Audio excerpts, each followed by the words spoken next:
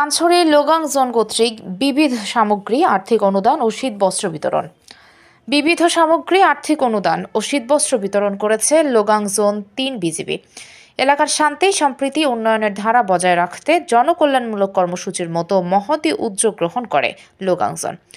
উক্ত কর্মসূচির আওতায় ১৪ জানুয়ারি মঙ্গলবার সকাল ১০টায় লোগাং জোন সদর দপ্তরে ৩ বিজিবির দায়িত্বপূর্ণ এলাকার ১০টি অসহায় পরিবারকে ঢেউটিন, সেলাই কাজ জানা ৪ জন মহিলাকে সেলাই মেশিন, প্রতিবন্ধীর জন্য হুইলচেয়ার, অসহায় পরিবারের মাঝে নলকূপ, অসুস্থ রোগীর জন্য চিকিৎসা সহায়তা ও মাদ্রাসা হেফাজতখানার উন্নয়নের জন্য আর্থিক অনুদান প্রদান করা হয়।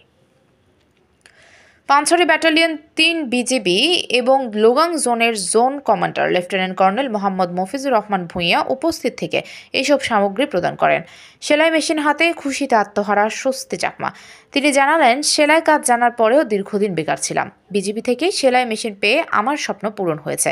এখন থেকে নিজের জীবিকা নির্বাহ করতে পারবো। সকাল ১১টায় দুস্থ শীতার্তদের মাঝে শীতবস্ত্র, কম্বল বিতরণ করা হয়। এ সময় শতাধিক পরিবারের হাতে শীতবস্ত্র, কম্বল তুলে দেন zone commander lieutenant colonel Mohammad Mafizur Rahman Bhuiyan.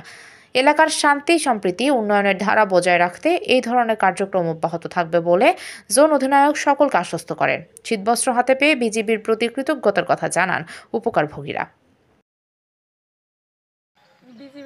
Shahjahan Kabir সাজুর পাঠানো তথ্য ও ভিডিও চিত্রে PIB ৭১ টিভি।